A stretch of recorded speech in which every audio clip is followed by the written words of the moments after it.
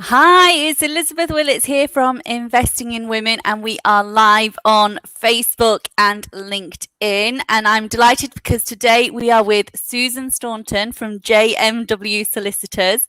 We're going to be talking all about how to protect yourself and your organisation from pregnancy and maternity discrimination.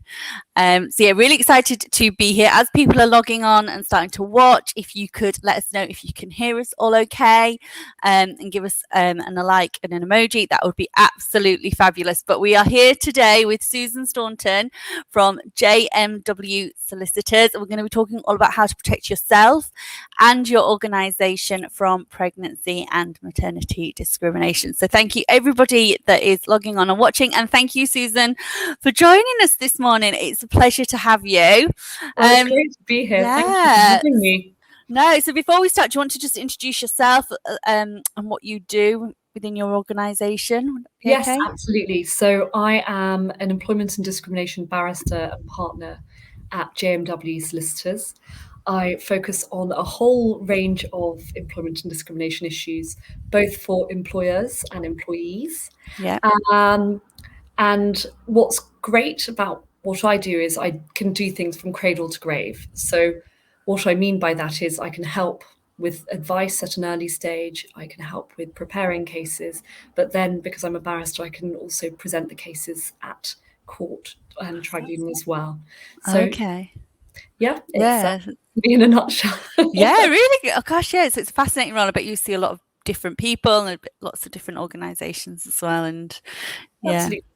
I mean, the thing about employment law that's amazing is that it touches literally everyone. So there isn't one person that hasn't got some form of relationship with an employer, whether that's them being part of the employer or whether that's them being a worker or self-employed or whatever it may be. So it's a fascinating area, and it really genuinely touches most of the population. Yeah, brilliant.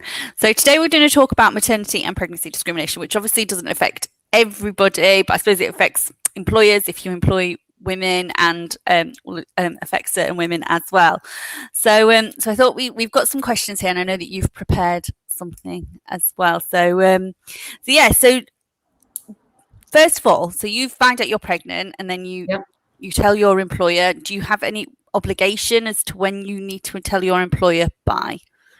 I mean, you do need to write to your employer to notify them that you are pregnant. I mean, the reason for this is actually the employer needs to do a risk assessment. That's mandatory. And effectively, that allows them to look at the risks posed to new or expectant mothers. So what they must do is ensure that they alter the employee's working conditions or hours of work to avoid any significant risk. And where it's not reasonable to alter those working conditions or those hours, or where it wouldn't avoid the risk, they would then have to offer suitable alternative work on terms that are not substantially less favourable.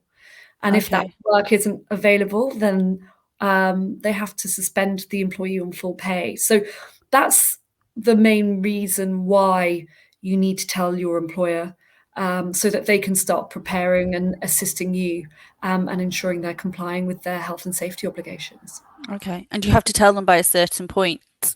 Yes, you do. And I will come back to you on that because I have forgotten the time. That's all right. It's so complex. Don't worry, it's fine. Yeah. Okay. So they have to do a risk assessment first of all when you say that you're pregnant. And would that involve someone sitting with you at your desk, or is it quite virtual?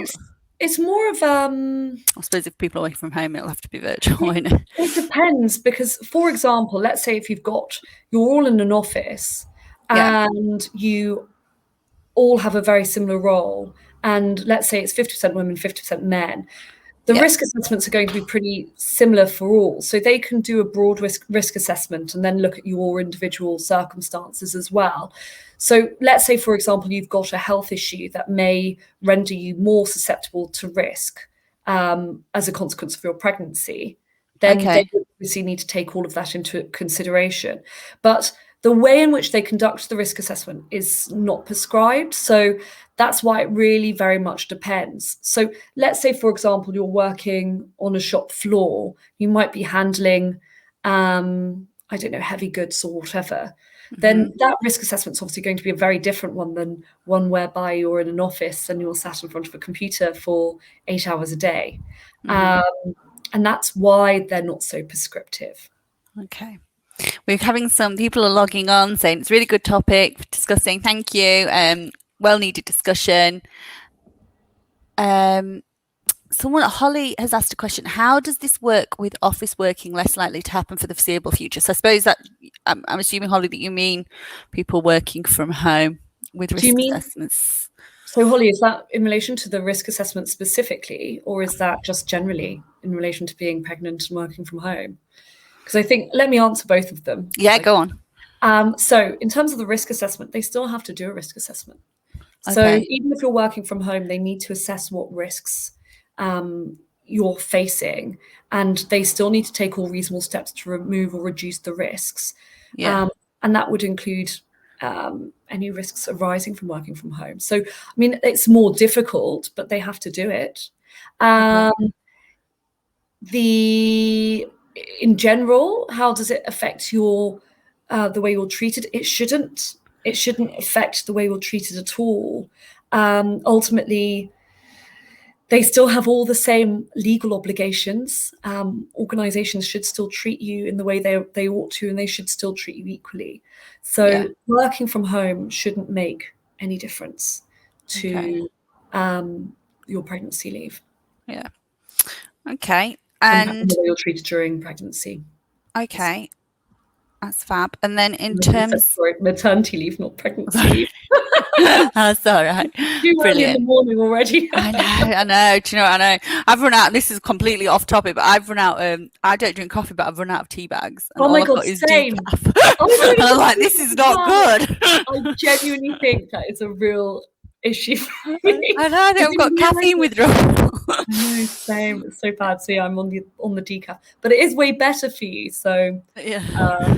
I need to go to the shop. So in terms of antenatal appointments, you eligible to go on full pay. Yeah, exactly. What are your rights for antenatal appointments? Sorry. So you have got the right to take reasonable time off for your antenatal appointments, and that would include any time you need to travel to your clinical GP. And that also even includes attending, say, a parent craft class or a relaxation class. You have to get a GP's letter to say that it is an antenatal appointment, but they still apply, and you wouldn't get any loss of pay. And you should let your employer know when you need the time off. And what you need to make sure is that you do have an appointment card or a certificate stating that you're pregnant for all appointments, apart from the first one, so that you can give that to your employer, because they have a right to see that. Okay. Yeah, I think I'm just thinking about when I was pregnant. Yeah, you do get a form, don't you? I feel like you only get it at a certain point in your pregnancy, and then you have to. Well, it depends on when you've told them when you're pregnant. I'm just thinking what I got from the hospital. Yeah, possibly. It may have been from the hospital, because there are various different forms that you do need to fill in at different stages, particularly relating to getting maternity leave. And so, for example, you get a MAP-B1 certificate. Oh yeah, that's what I was thinking. Midwife or GP will give you. So that's about 29 weeks pregnant. Yeah. Okay. Yeah, that's what I was thinking. I was thinking that was quite late on, but okay. So, but there are going to be, I mean, honestly, the amount of forms that you have to fill in when you're pregnant is quite phenomenal.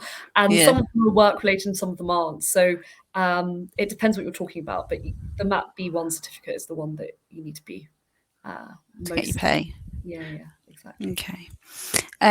So we've covered that you should be telling your current employer that you're pregnant because you get risk assessment, etc. And then we've had another question from somebody asking, how should we inform a potential employer if we're about to join a new company? Oh, that's a really good question. That's a really good question. So it does happen. I think, to be honest, you're meant to tell everyone in writing, your employer in writing. But if I were you, I'd pick up the phone first or have a meeting with them and let them know out of courtesy. They can't withdraw your employment as a consequence of your pregnancy. So, but I do think that it is important to have that conversation first. So just from a trust perspective, because if you just sort of send an email out of the blue, it doesn't land well. But that's not, you're not obliged to. It's just from a practical perspective. Bearing in mind, I work for both employers and employees. I think communication is key on both sides, and part of that is sometimes just. I mean, I know I have no doubt it's very nerve-wracking, but it is to just bite the bullet and pick up the phone and have that conversation and do so and assure them not that this is an obligation at all, but this is more from a practical perspective that you are 100% committed to the role and that you will continue to work up until your maternity leave date. And because that's what they want to hear, really. And as I said, employers can't withdraw your employment as a consequence, so you are protected in that sense. Yeah. And actually, we've had in my old job, we had people that were pregnant, and yeah, they were absolutely fine to start, and then worked until they went off. Okay, now I've got the answer for you, by the way, because I was just looking through my Okay, good. When you need to tell them that, yeah. So the reason why I couldn't answer was because I thought, I swear that there's no too early time. And I didn't want to say it just in case I was wrong. And that's right. I'm completely right. I should have just trusted my gut. It's more, you've got a latest time to tell them. And that's the 15th week before your baby is due. So there's nothing to say that you have to tell them any earlier, but it might be to your advantage because you do get special health and safety rights during your pregnancy, and you do get the right to time off for your antenatal care when they know you're pregnant. So generally speaking, I would say tell them as early as you'd like, because you get those rights, and that's quite useful for you because you are going to have loads of appointments during this time, and you may well feel sick, and you may well need time off, because of course you are protected against unfair dismissal and discrimination if you're off sick during pregnancy, and any pregnancy-related sickness absence needs to be recorded separately, so it can't be included in your sickness absence for disciplinary or redundancy purposes. So although that's the case, I mean, it's better that they know about that as well, so that they do record everything separately and they do realise that it is sickness due to your pregnancy. Okay, that's interesting because my friend, she's got terrible, I forgot the word, you know what the Duchess of Cambridge had all the way through her pregnancy, and she's had to be in and out of hospital on a drip. So yeah, that was the question. If you're ill during pregnancy, I was sort of asking this really for her, but I'm sure it applies to a lot of people. Is there a point where you get signed off? How does that work? Or... So what do you mean in terms of if you had long-term?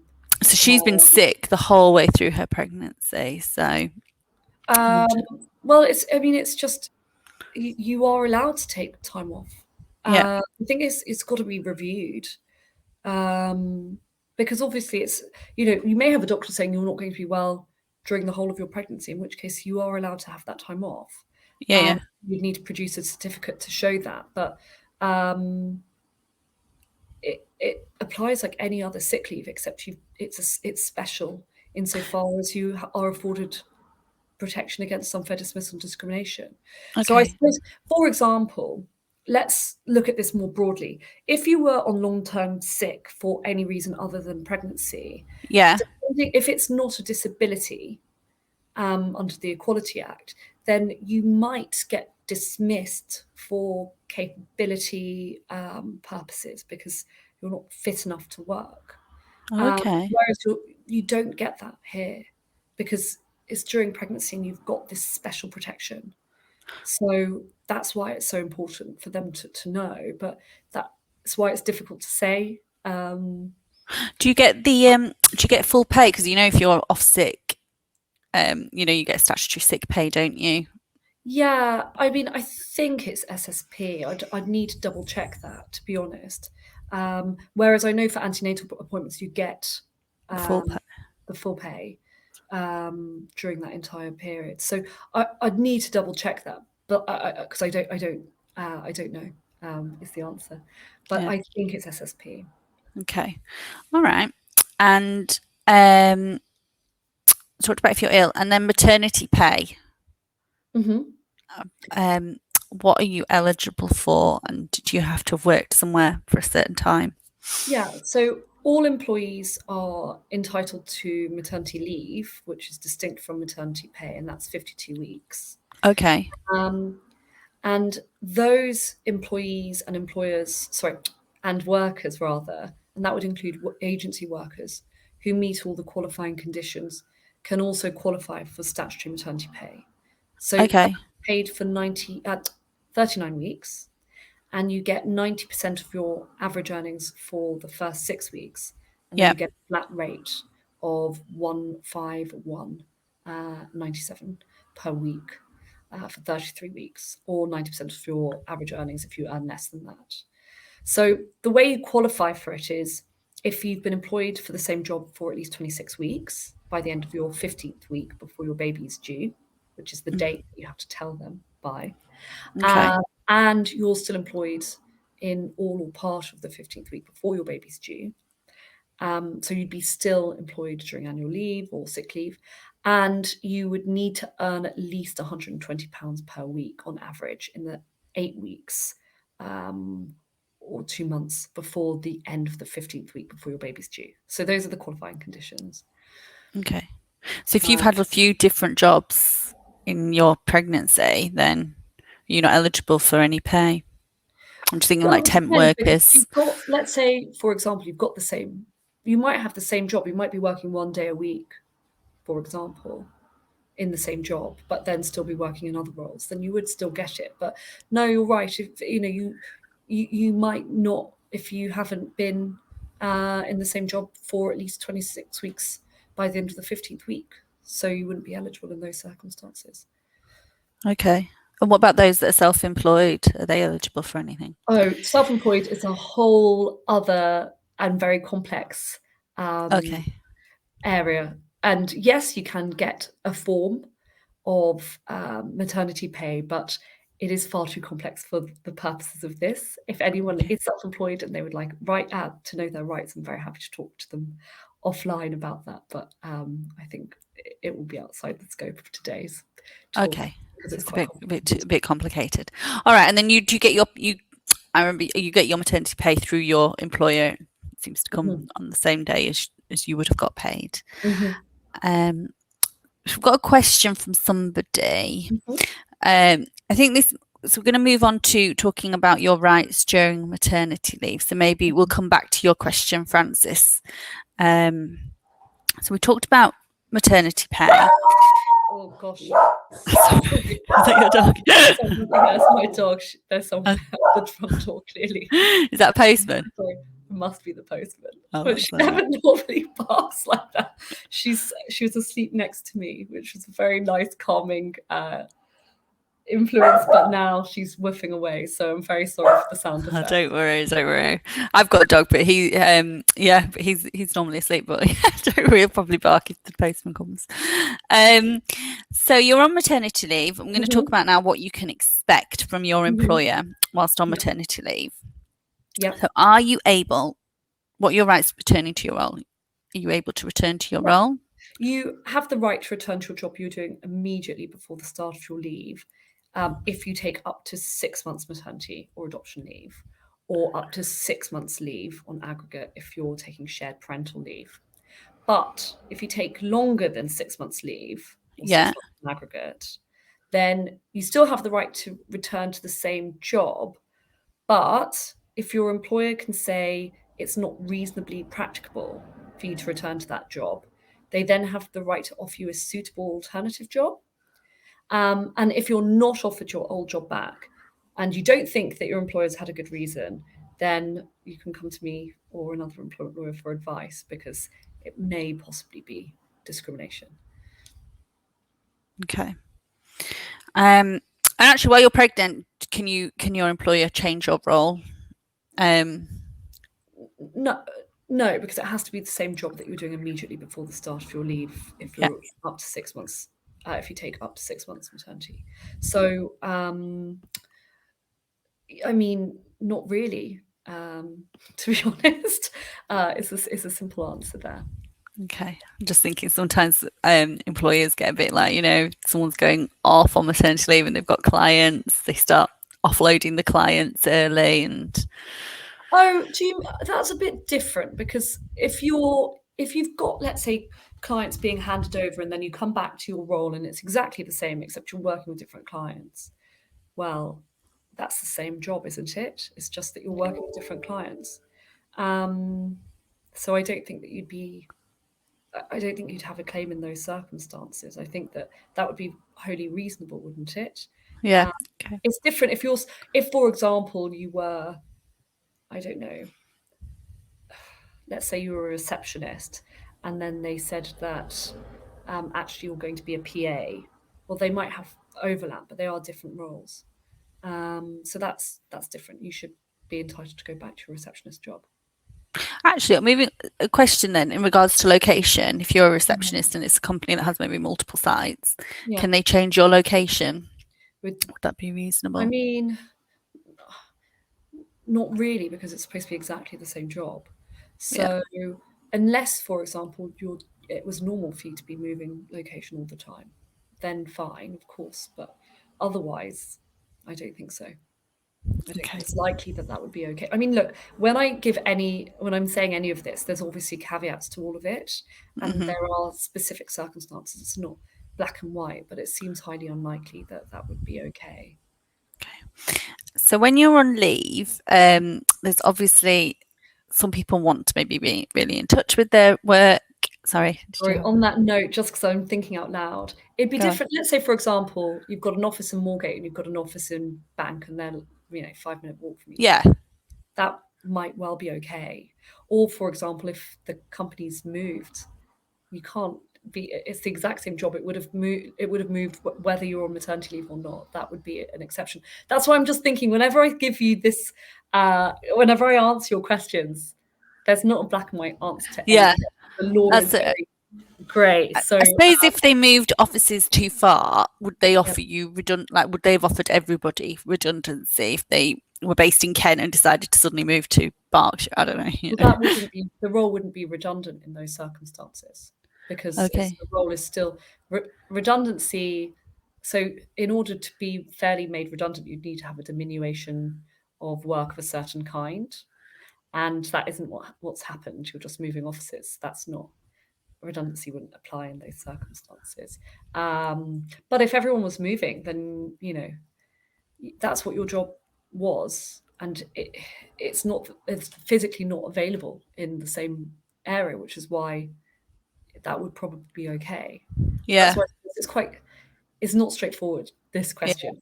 That's okay. That's fine. So, so you're on maternity leave, or potentially, and you, some people might want a lot of contact with their employer, and some people might want less.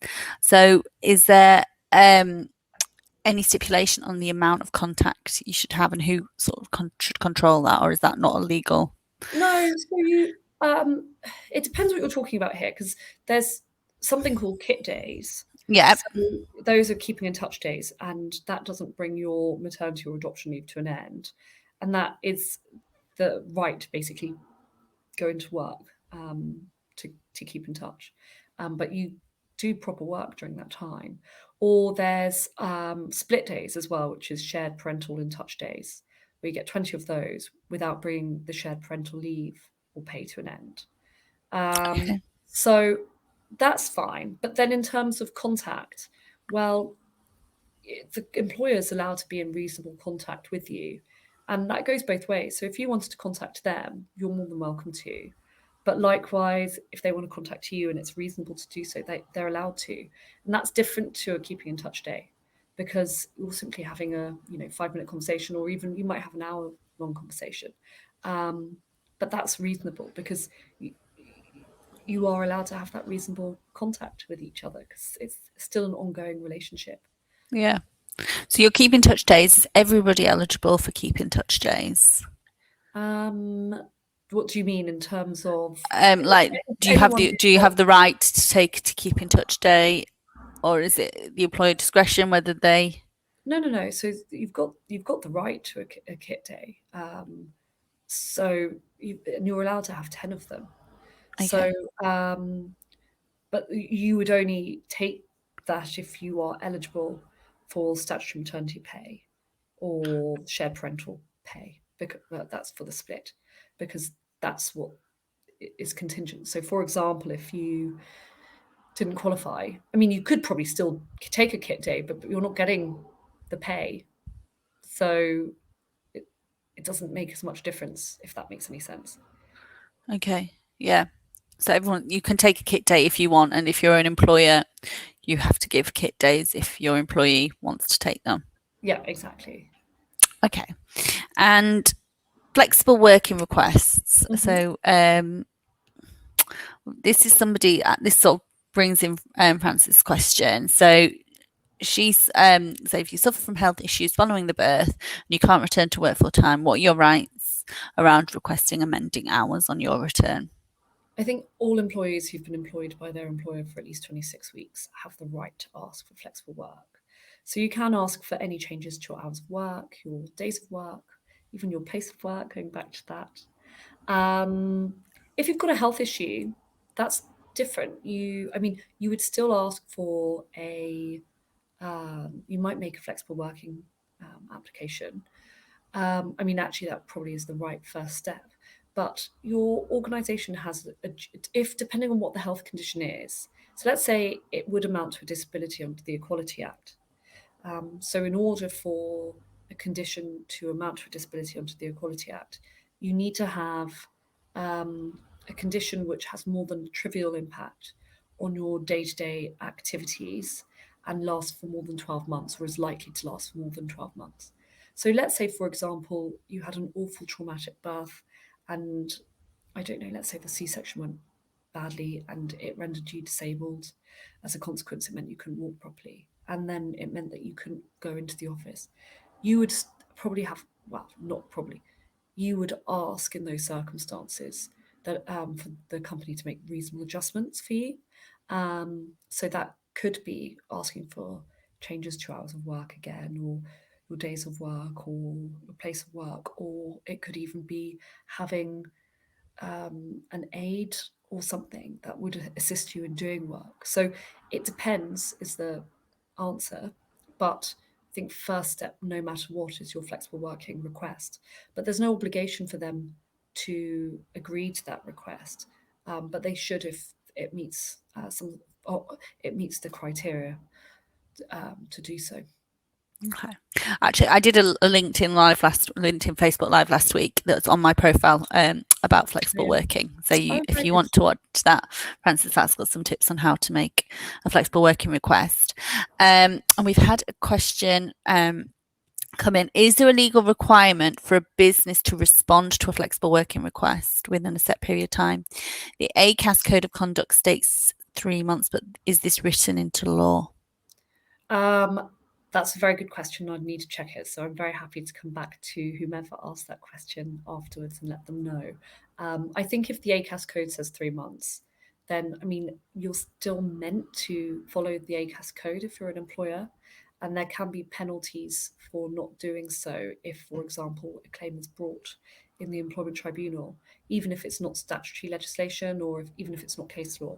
So you'd well expect the company to come back to you within 3 months, and you can cite the ACAS code. It still has a lot of weight. Okay. And then actually we were going to talk about this. So Claire has a question. Can your employer make you redundant whilst you're on maternity leave? That's a great question, and it's a very complex answer. So there is at the moment a consultation on extending redundancy protection for pregnant women and new mothers. And effectively, it's not happened yet. But pregnant people who are on maternity leave or are pregnant have the exact same rights to be consulted and to go through that redundancy process as anyone else. And what that means is they can't be excluded from the consultation process just because they're on maternity leave. So they'd still need to get reasonable notice of it and that sort of thing. If there is a job that you can slot them into, then you have to do that.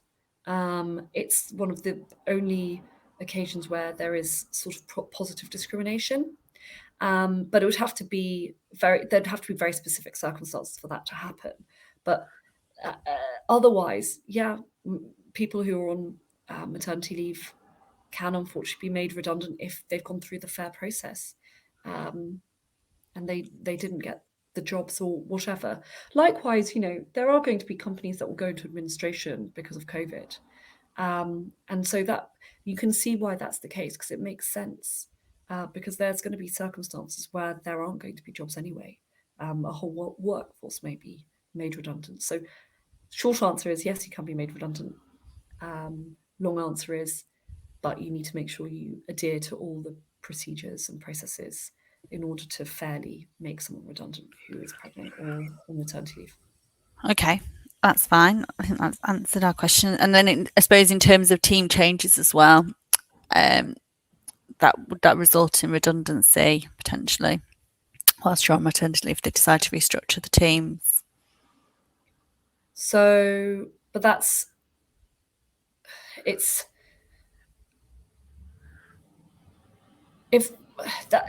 what do you mean by that? Because is that a different question? I was just saying, like sometimes I'm just thinking about if you were expecting to get your old role back and then they decided to restructure the teams, so then your old role wasn't necessarily available. Well, that's then redundancy, isn't it? Yeah. So the same answer would apply. But it seems to me that if then, let's say, for example, there were 5 people doing a similar role, and then that was reduced to 2 people doing a similar role, but they're different roles technically, then that's maybe a time when you might get slotted in. Yeah. So we've had another question, and maybe this is a bit specific, so we might have to answer it a bit more hypothetically. So can the process ever be fair if your full-time job is looking after a baby? And how are you expected to interview for suitable alternative roles? Well, the process can be fair because they still have to put you through the exact same process. I understand what you're saying. It's more, I've got other obligations at that time because I'm on maternity leave. So why should I have to go through this process?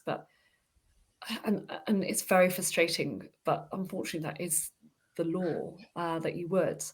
And I appreciate that you may want to have childcare, or whatever it may be paid. I mean, an option is to take one of those, or take those as kit days, because you get paid for working as a kit day. So, Okay. and then you might be able to get childcare during that time. There's nothing stopping you doing that.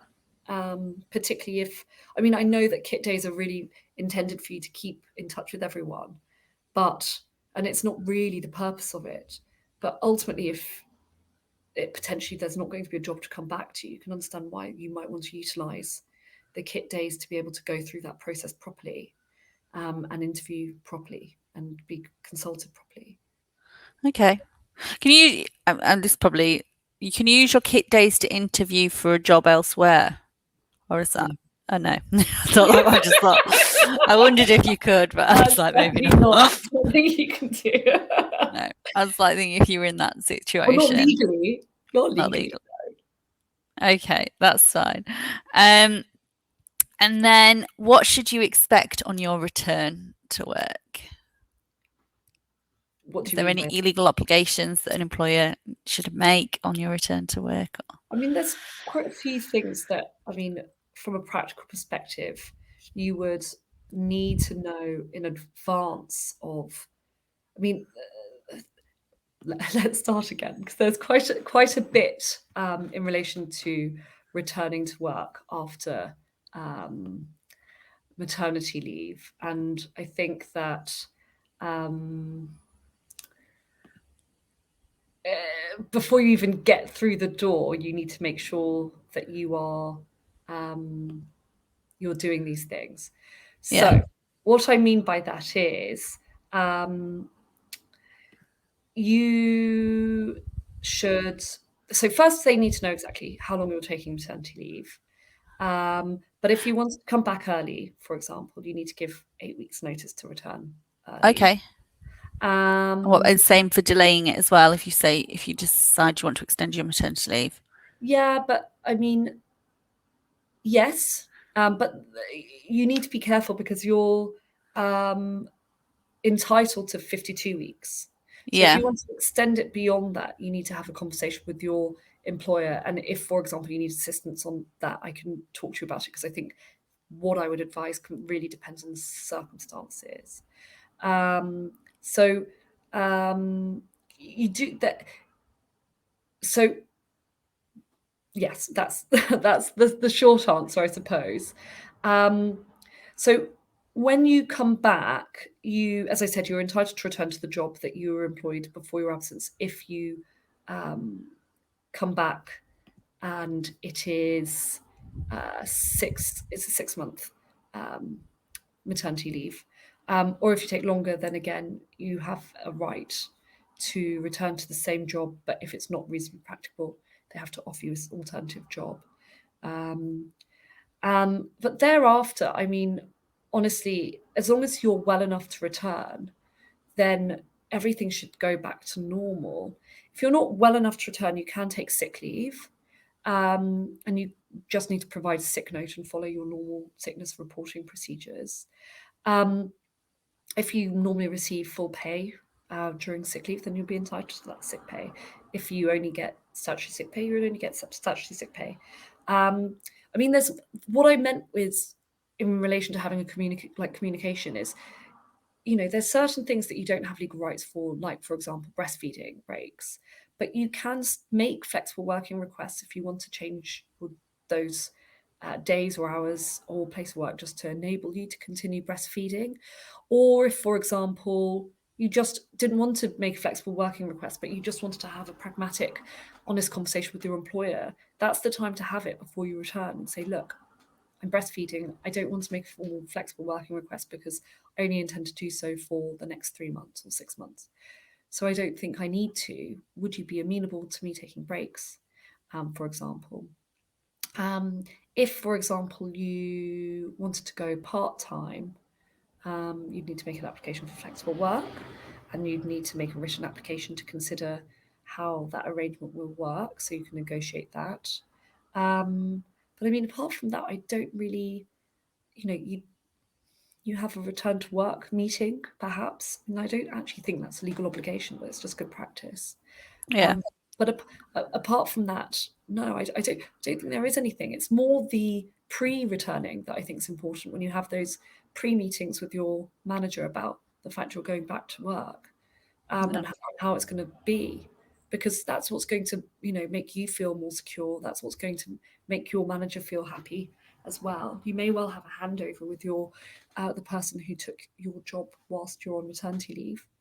But that's it. I don't really think there's anything more to it than what I've already said.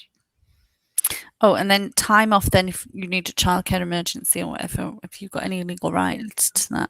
Yes, you do. As long as it's a dependent, and of course, child is definitely going to be a dependent. So yeah, you absolutely can take time off for that. Okay. And is there any, can it be any length of time, or is there like a time limit to that?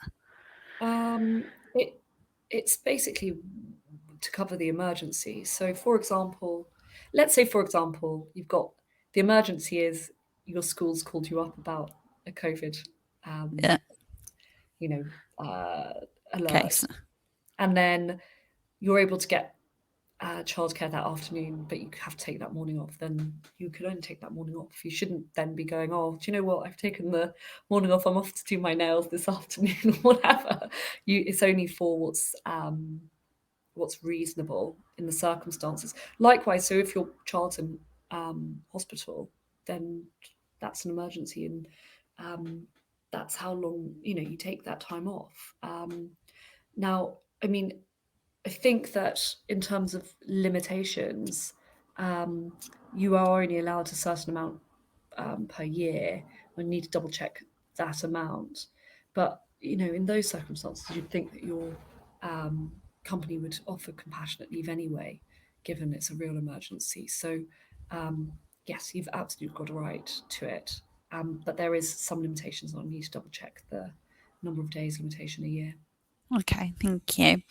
And then pregnancy loss. So if you unfortunately lose your pregnancy, do you have a right to time off? And are there any caveats to that? Absolutely. So it's obviously an awful time, and I think that either way, employers should be very sympathetic to the employees, although the rights are fairly limited. So if you have a baby which is stillborn before the end of the 24th week of pregnancy, that will be treated as a miscarriage. And unfortunately, that means that you can't qualify for any maternity leave or pay. If, however, it is after the end of the 24th week of pregnancy, then you'd be entitled to maternity leave and any maternity pay that you qualify for. Same as your partner would also be entitled to paternity pay or pay if she or he meets the normal qualifying conditions. Sorry, That's all right. another person at the door. But I mean, one thing you've got to remember is if you're not well enough to work, you should follow your employer's sickness reporting procedures. And if you need time off sick as a result of your miscarriage, your company should be treating it as pregnancy-related sickness. But really, you need to speak to your GP about it, because it's up to your GP to certify whether or not that absence is pregnancy-related. So that's the first step. Okay, to get a note. Yeah, exactly. If your baby dies within the first 28 days of life, that would be considered to be neonatal death. So if your baby was born alive at any time during your pregnancy but then didn't survive, you'd still be entitled to maternity leave and any maternity pay that you qualify for, but you may also then qualify for parental bereavement leave or pay. So the answer is obviously it depends on your circumstances. In theory, I mean, either way, I think your employer should be considering it.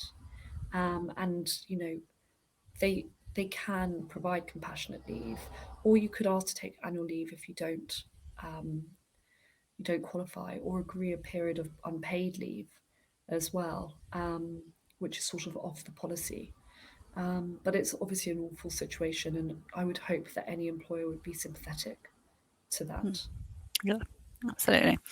And then final question, fertility treatment. Are you do you have any right to time off for appointments or complications? I think fertility is such a complex issue, and there's a lot to it. So I'm very happy to discuss that offline. Okay, But if someone has it's a little bit complicated for this scope of things. right. That's fine. So I think I've asked you lots of questions. Is there anything else that you want to add? No, I think just be aware that you're entitled to your normal contractual terms and conditions during your ordinary and additional maternity leave. So that means you still get all of your normal benefits like holidays as if you're at work. Let's say, for example, you've got a company car, you still get a company car.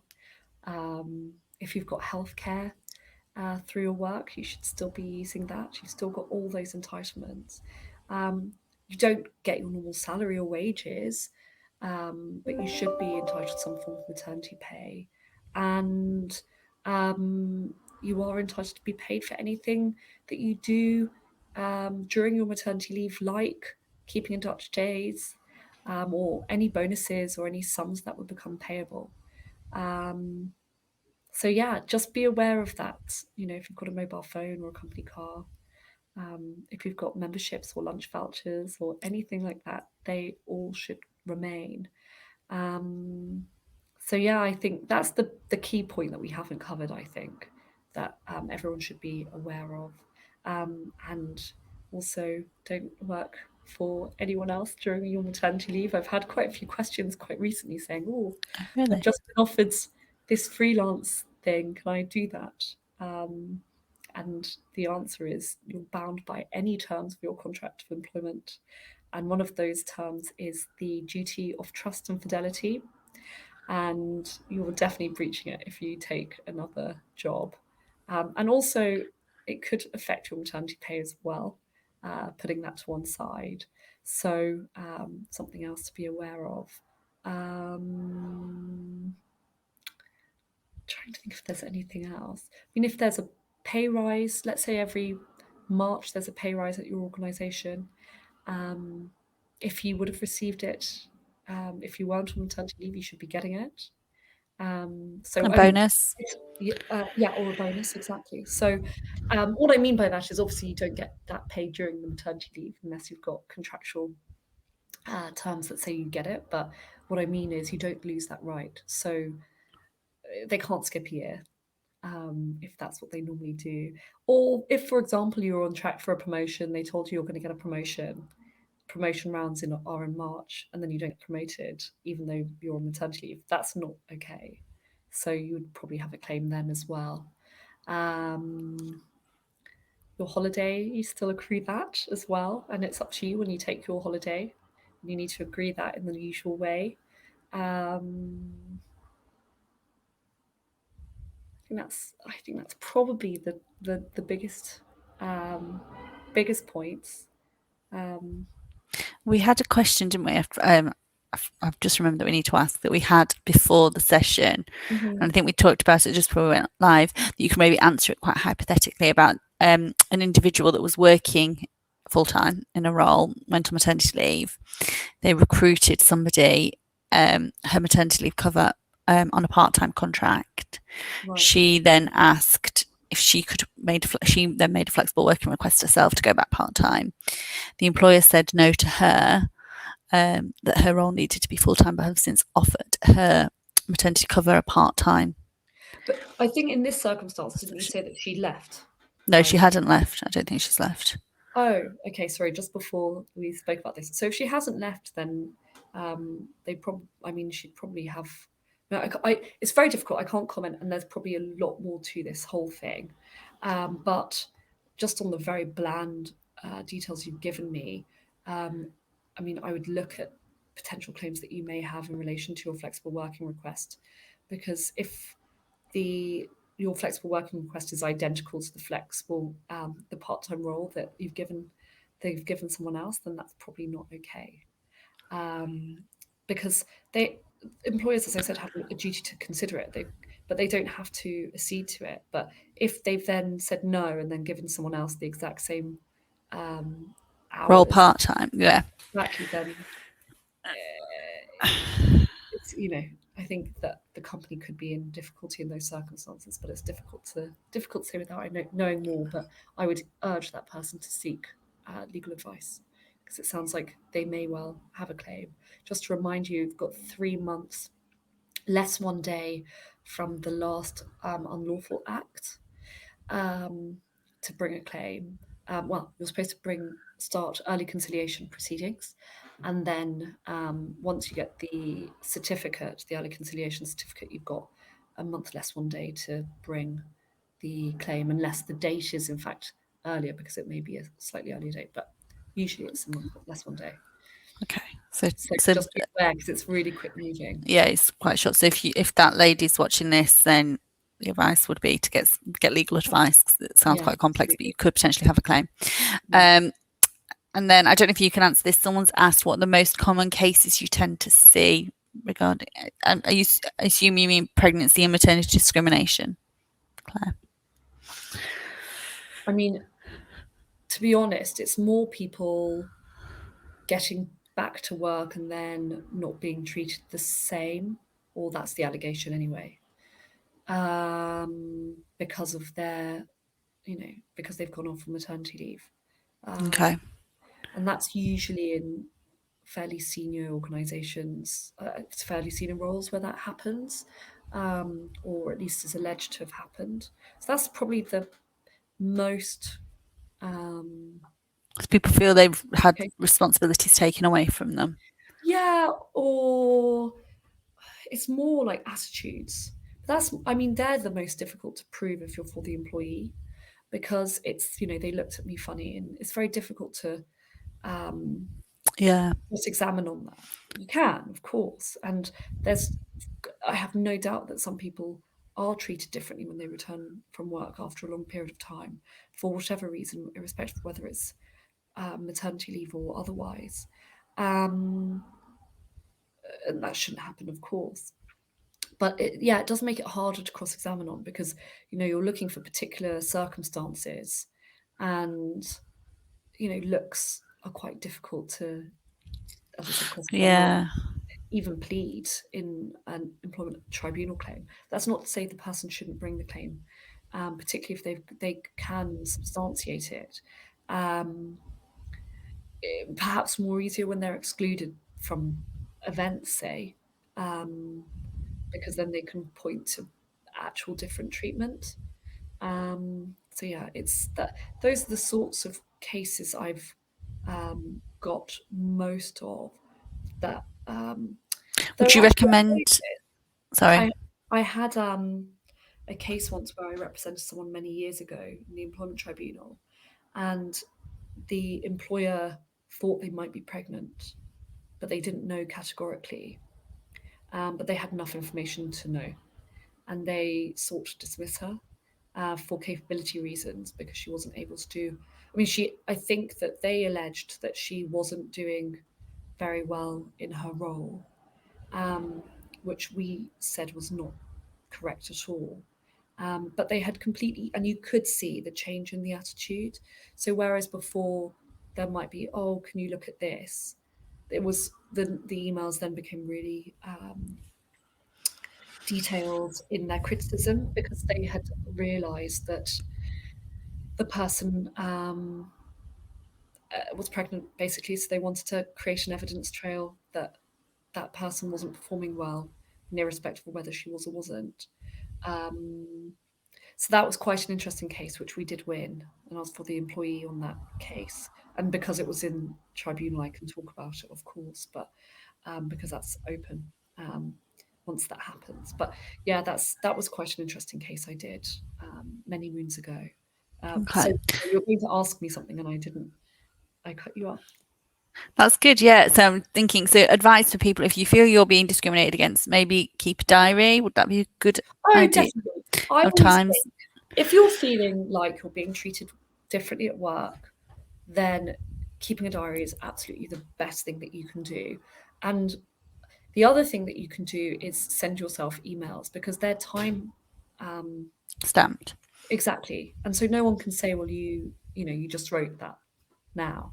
It clearly shows what happened when, at least from your perspective.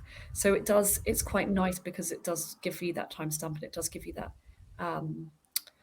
confirmation about exactly when that was drafted. So that probably makes things a little bit stronger. The other thing you can do is, if you think you're being treated differently, is email that other person about it. There's a way of saying it without being confrontational, particularly if it's in its early stages. So I think that's really important too, because again, you're not hardly going to lie to someone's face about treatment. Whereas, I don't know, you might exaggerate or something if it's for your own diary or whatever. So I would always urge you to keep a note for sure. But I think that there's some evidence that's better than others, and I think that writing directly to the source, or writing directly to someone else who might manage that person.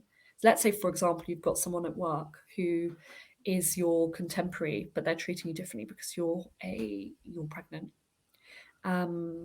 You might send that, their manager, oh, I've noticed that there's been a change in the way in which so and so's been acting with me. I'd really appreciate your advice on this, because Yeah. that's the right thing to be doing. You should always, before you even think about litigation, you should always think, well, how can I try and make that better? Although the employer has an obligation, I think everyone needs to be practical as well in an employment relationship, because it is a relationship. It's like any relationship. Both parties need to work at it. So try and find out what's the best, least confrontational way of dealing and navigating through the situation without it, blowing up. So that's good for that reason alone. But thereafter, it is good because you've got that evidence trail that you've tried to make things better. You've specifically said so and so has been different to you. And that does help, I think. And you can obviously speak to HR as well, I'm assuming. Yeah, I think so. But I think going to HR, that should, there's definitely a place for going to HR. There's no doubt. And I think that in appropriate circumstances, you should always go to HR. But I do think that the best way, and most grievance procedures will say this, best way of trying to deal with something is to try and informally deal with it, unless it's so serious that you can't. So if it's a disagreement between parties, I always think, being adult and speaking to that person is the best first way. Now, if it blows up, then that's unfortunate. And of course, go to HR or go to your manager. But I always think the informal way is best. But it's always good to take a record of that informal way, you having tried to do that informal way. Even if it is, the next email is you go to HR and said, Bob was horrible to me and I spoke to him about it and said X, Y, and Z, and he was even worse. Then at least, there's a record that you tried to do that too and navigate it informally. So as you should never have to put up with bad treatment. There's no doubt, and particularly discriminatory treatment. I'm not in any way advocating that is in any way acceptable. But I suppose what I'm trying to say is, having worked for both sides, I can see that sometimes there are issues for reasons that aren't anything to do with that other person. They're to do with, let's say so-and-so might be going through a breakdown of their own marriage or whatever, and they're snappy, and that's okay. But it's just sometimes you need that human touch to try and break through before then escalating it, because, and that's why I'm here.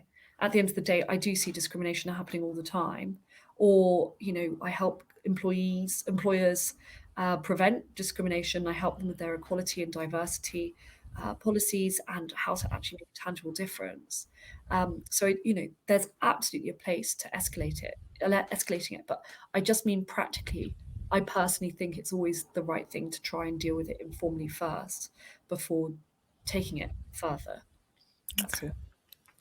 Brilliant. So we're coming up to the hour now. So I know we've kept you for quite a while, but thank you. It doesn't look like anyone's put any more questions in the comments. So thank you ever so much for your time. I've learned absolutely loads. So it's been absolutely brilliant, fascinating. So where can people find you if they want to find out more, if they have a specific question? How can they best connect or find you? So I think most of you are watching us on LinkedIn. I think they are, yeah. You can follow me. I have a follow button, which I only just discovered very recently. But also you can connect with me. I'm always very willing to connect with new people.